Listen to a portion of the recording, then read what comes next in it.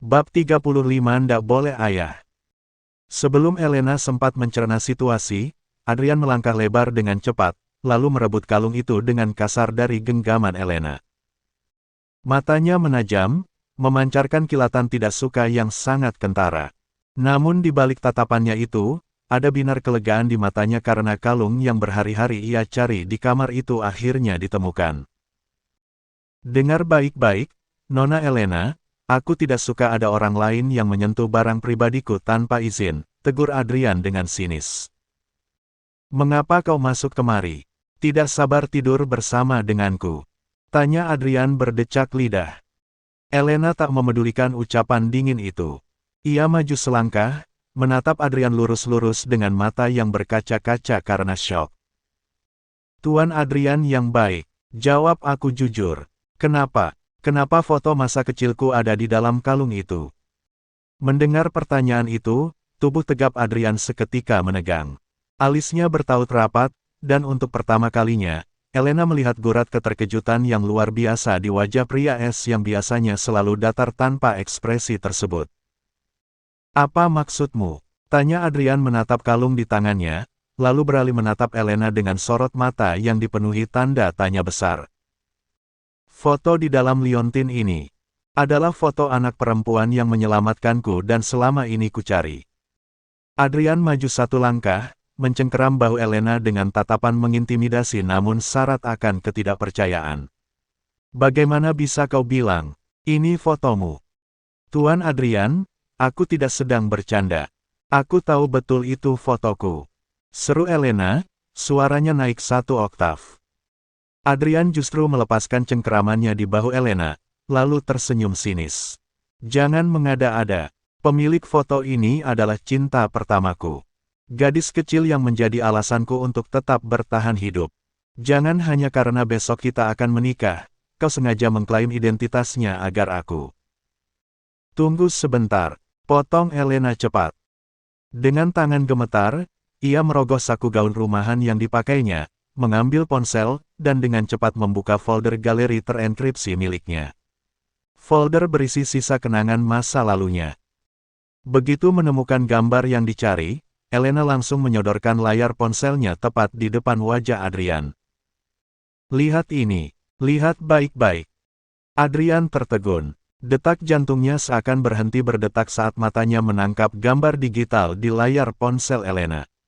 Itu adalah foto seorang anak perempuan berkuncir dua, mengenakan gaun yang sama dan dengan lesung pipi yang sama. Ruangan itu mendadak hening seketika. Adrian diam seribu bahasa, matanya bergerak bergantian antara layar ponsel dan wajah Elena yang berada di depannya. Ada guncangan hebat di dalam bola mata indahnya yang biasa sedingin es. Namun, ego dan logika seorang Adrian Winston menolak untuk runtuh begitu saja. Ia mundur selangkah, menggelengkan kepalanya dengan rahang yang kembali mengeras. Tidak, ini pasti lelucon, desis Adrian penuh penolakan. Teknologi AI sekarang sudah terlalu canggih, Elena.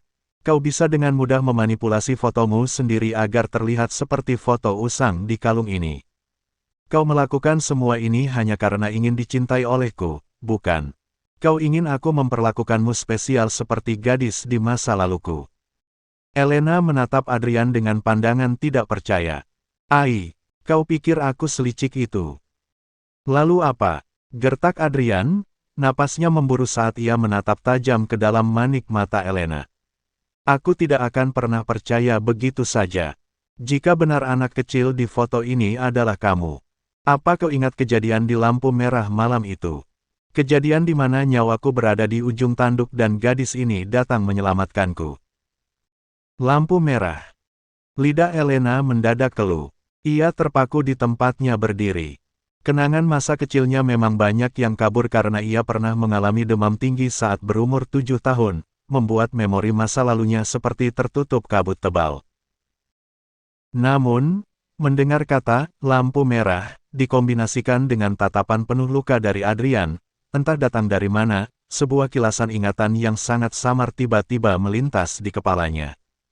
Seperti proyektor tua yang dipaksa berputar, memori yang terkubur belasan tahun itu mendadak terbuka satu persatu.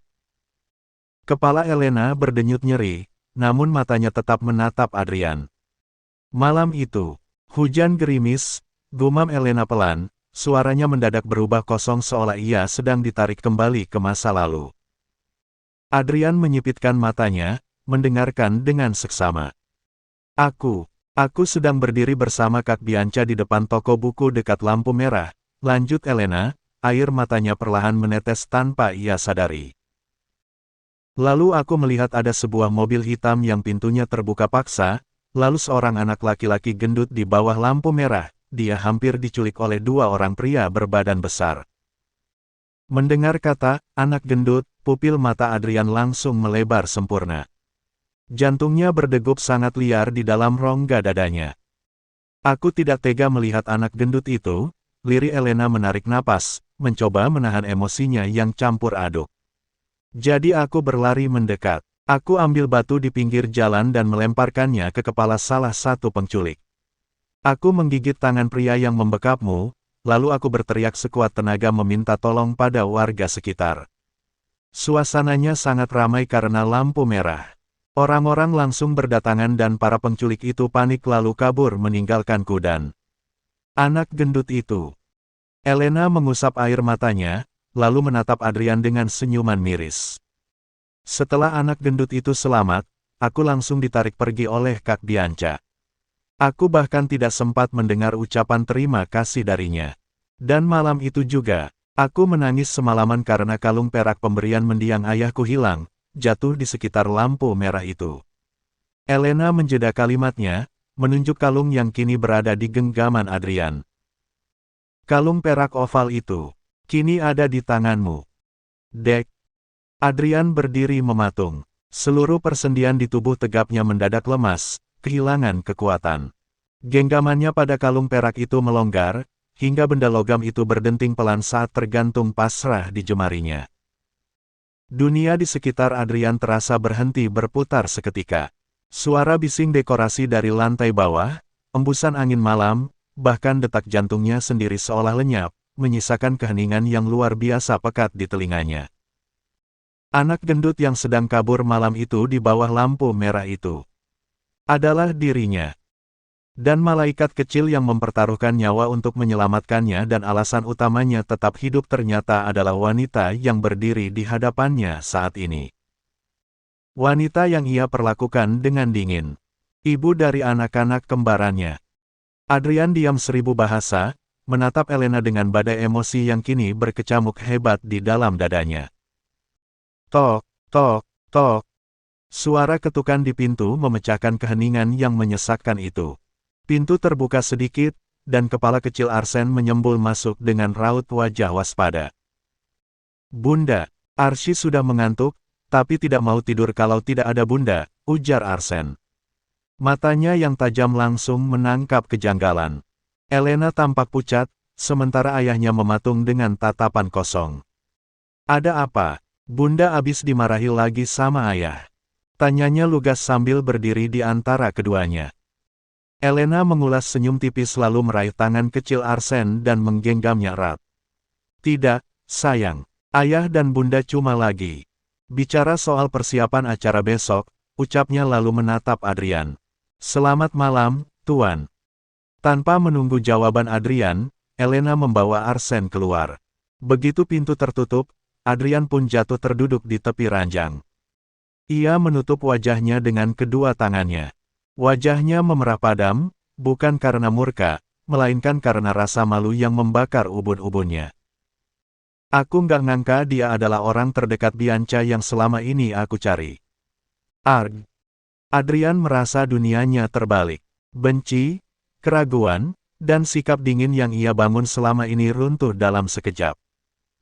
Ia menatap ranjang yang sudah tertata mewah itu, lalu beranjak keluar. Langkahnya membawanya tanpa sadar menuju kamar anak kembarnya. Di depan pintu yang terbuka sedikit, Adrian berhenti. Ia mendengar suara pertengkaran kecil yang begitu domestik dan hidup dari dalam. Arsy, jangan tidur di sebelahku. Kamu kalau tidur suka kentut, baunya kayak gas beracun. Suara Arsen terdengar protes. Ih, abang, aci ndak kentut lo ini, tadi itu bunyi kaculnya. Lagian Aci lagi diet, ndak banyak makan, jadi ndak bakalan kentut. Bela Arsy tak mau kalah. Abang Acen juga suka ngompol di celana tuh. Itu dulu, sekarang tidak. Pekik Arsen malu. Elena tertawa pelan, mencoba menengahi. Sudah. Ayo cepat tidur, atau Bunda dongengkan sesuatu. Iya, Bunda. Dongeng yang selu, iya. Pinta Arsy antusias. Suasana hening sejenak. Bunda tidak terlalu tahu banyak tentang dongeng anak. Biasanya bibimu yang melakukan itu, gumam Elena bingung. Adrian menarik napas dalam, memantapkan hatinya, lalu mengetuk pintu pelan sebelum mendorongnya terbuka. Biar aku saja. Elena tersentak langsung menoleh ke arah pintu. Matanya mengerut melihat Adrian berdiri di sana, tampak kikuk dengan tangan yang dimasukkan ke saku celana. Ayah! Arsy bersorak riang, melompat kegirangan di atas kasur. Ayah mau dongeng. Adrian masuk dengan langkah canggung. Ia duduk di kursi kecil samping tempat tidur. Ayah dulu sering dengar dongeng dari nenekmu dan ayah masih ingat beberapa ceritanya. Adrian mulai bercerita dengan suara bariton yang dalam dan menenangkan. Elena terpaku di kursinya, memperhatikan setiap gerak-gerik Adrian yang mendadak lembut itu. Apakah ini karena dia tahu aku gadis kecil itu? Batin Elena. Ia menatap Adrian dengan pandangan yang sulit diartikan. Apakah dia mulai mencoba mendekatiku karena rasa bersalah, atau karena dia baru sadar siapa aku sebenarnya? Dan akhirnya, suara Adrian berakhir, menatap anak-anaknya yang perlahan mulai menutup mata. Sang ksatria melindungi putri itu dengan nyawanya sendiri, karena ia sadar putri itu adalah separuh dari jiwanya yang hilang, ucapnya mengakhiri cerita pengantar tidur si kembar. Adrian kemudian menatap Elena cukup lama setelah anak-anak mereka tertidur. Pandangannya tidak lagi tajam atau menghakimi. Ada tatapan penyesalan dan keinginan yang terpendam dari dulu. Kemudian, Elena merapikan selimut si kembar dengan gerakan yang sangat hati-hati, memastikan Arsy dan Arsen tidak terusik. Setelah selesai, ia bangkit dan menatap Adrian yang masih mematung di dekat pintu. Pria itu tampak seperti orang yang kehilangan arah, kepalanya tertunduk dalam, menatap kepalan tangannya sendiri dengan sorot mata yang penuh pergulatan batin. Tuan Adrian, panggil Elena pelan. Ada apa? Mengapa masih di sini? Adrian tidak menjawab. Ia ingin sekali mengatakan, terima kasih telah menyelamatkanku, atau, aku sangat senang kamu gadis kecil itu. Namun, harga diri dan gengsinya membuat lidahnya keluh. Ia membisu, terjebak dalam perang antara rasa bersalah dan kesombongan.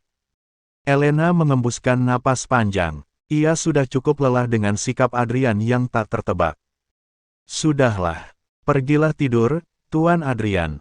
Besok acara pernikahan kita akan menguras seluruh tenaga kita. Jangan sampai kau tampak lesu di depan tamu nanti.